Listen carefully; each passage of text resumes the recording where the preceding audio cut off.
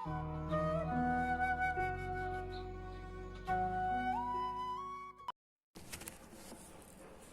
नमस्ते dear beautiful souls, शिवो हम ट्रिपल थ्री चैनल पे आप सभी का बहुत बहुत वेलकम है। डियर फ्रेंड्स, आज का हमारा टॉपिक है फादर वुंड्स। फादर वुंड क्या होता है, how do you get wounded father energy, wounded masculine energy in your aura. तो फ्रेंड्स, कैसे पहचानेंगे कि आप वुंडेड फादर एनर्जी से ऑपरेट कर रहे हैं? अगर आप अपनी लाइफ में ओवर डोमिनेटिंग है, ओवर कंट्रोलिंग है, या एक्सटर्नल वर्ल्ड में, इस 3D वर्ल्ड में आप सक्सेसफुल नहीं हो पा रहे हैं, बार बार आपके आसपास जितनी भी मस्कुलाइन एनर्जीज हैं उनके साथ आपके संबंध अच्छे नहीं रह पा रहे हैं, आप लॉन्ग टर्म रिलेशनशिप डेवलप नहीं कर पा रहे हैं। हर बार आपको वो मस्कुलाइन एनर्जीज किसी न किसी तरह की बिट्रेल या चीटिंग या ट्रॉमा देके जाती है।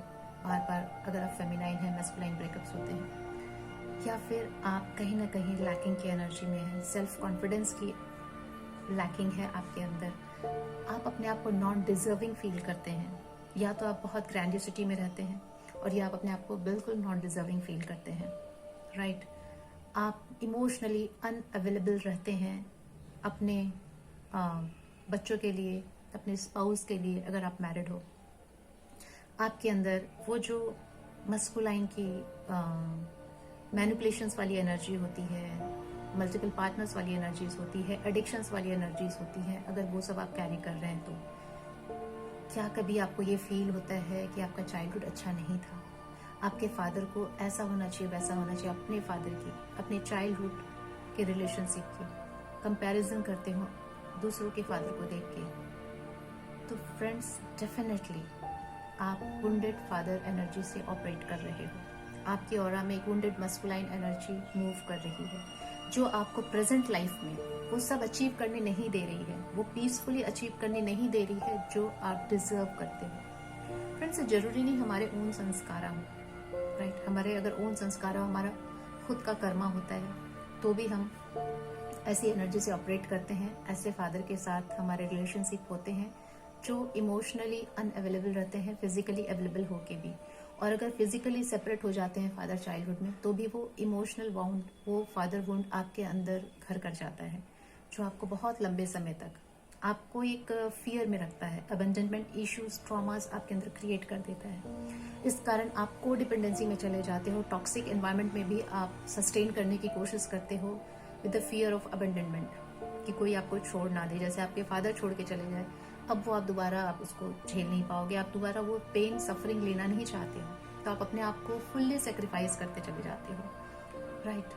तो फ्रेंड, यहाँ पे ये सारी चीजें आती हैं जब हमारा फादरहुड, हमारे फादर जो कि चाइल्डहुड में फर्स्ट मस्कुलाइन एनर्जी जिन्होंने हमें दी थी, फर्स्ट मस्कुलाइन एनर्जी जिनसे हमने शेयर की थी, उनके साथ हमारे रिलेशन अच्छे नहीं थे, बहुत एब्यूसिव थे, फिजिकल, मेंटल या वर्बल एब्यूसिव नेचर था, एडिक्टेड थे, या फिर मैनिपुलेटर थे, ओवर कंट्रोलिंग डोमिनेटिंग थे, अपने रिस्पॉन्सिबिलिटी से भागने वाले थे, राइट।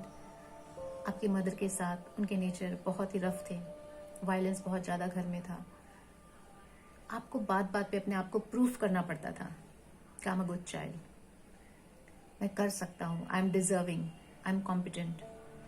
तो ये सारी चीज़ें फ्रेंड्स आपके अंदर एक ट्रॉमा बन के घर कर जाती है, और वो आपके अंदर different forms of fears, traumas और insecurities, negative emotions, negative thoughts आपके ऑरा में डाल देती है, जो आपके प्रेजेंट लाइफ को बहुत बहुत इफेक्ट करता है। और आप अपने प्रेजेंट लाइफ में अपने हेल्थ, अपने करियर, अपने रिलेशनशिप में खासकर अनसक्सेसफुल रहते हैं। वहाँ पे आप जिम्मेदार होते हैं अपने रिलेशनशिप के फेल्योरिटी की, क्योंकि वो डर, वो भय, वो नेगेटिविटी, वो बैड इमोशंस आपके ऑरा में घूमते रहते हैं, जिसके कारण आप सामने वाले को रिपेल करते हो, ठीक है, उनके साथ एक डिस्टेंस बनाने लगते हो इमोशनली, और जहाँ इमोशनली डिस्टेंस बनने लगेगा वहाँ कोई भी रिलेशनशिप सस्टेन नहीं करता है फ्रेंड्स।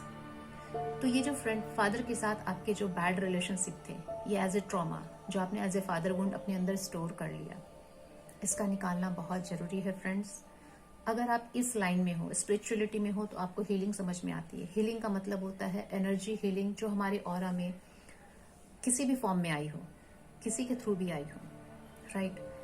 तो ये जो फादर का है, हम जो सेशन करेंगे फ्रेंड्स, इसमें सबसे पहले आपके अपने फादर के साथ जितने भी ये ट्रॉमेटिक इवेंट्स हुए उनको रिलीज करेंगे, उनको हील करेंगे।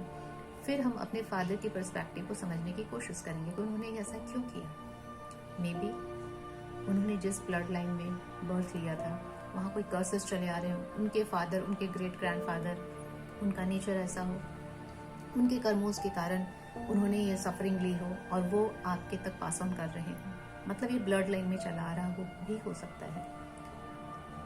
एक तो ये समझ के उनको फॉरगिव करेंगे और दूसरी बात ये समझेंगे कि कहीं ना कहीं आपको ये सारी सफरिंग एक्सपीरियंस करनी थी। प्री बर्थ प्लानिंग में आप सब कुछ सिलेक्ट करके आए थे, चूज करके आए थे एज अ फादर। आपको पता था इनका नेचर ऐसा ही रहने वाला है आपके साथ, तो आपने चूज किया।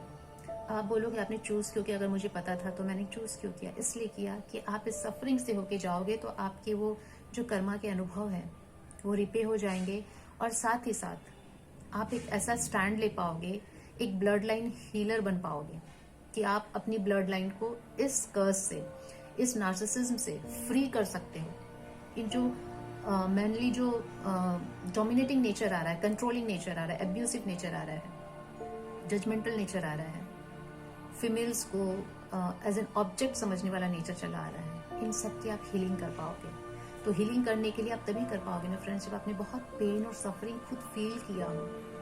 तो आप हीलर हो, आप इस ब्लड लाइन को हील करने आए हो, ये आपकी रिस्पॉन्सिबिलिटी, इसलिए आपने उसको एक्सपीरियंस भी किया so that you can heal it completely, आप अच्छे से हील कर पाओ, राइट।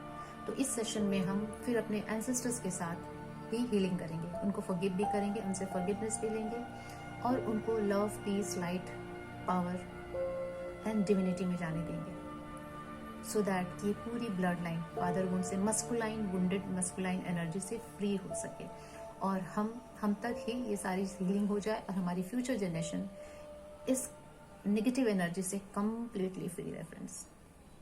तो ये था मेरा छोटा सा टॉपिक जो आपको समझाने के लिए था कि वुंडेड फादर एनर्जी क्या होती है, वुंडेड मैस्कुलाइन एनर्जी क्या होती है और इसे हमारी ऑरा से बाहर करना क्यों बहुत जरूरी है। ये हमारी पूरे ब्लड लाइन से बाहर करनी जरूरी होती है फ्रेंड्स। तो मिलते हैं फिर नेक्स्ट वीडियो में नए टॉपिक के साथ, तब तक के लिए आत्मा नमस्ते।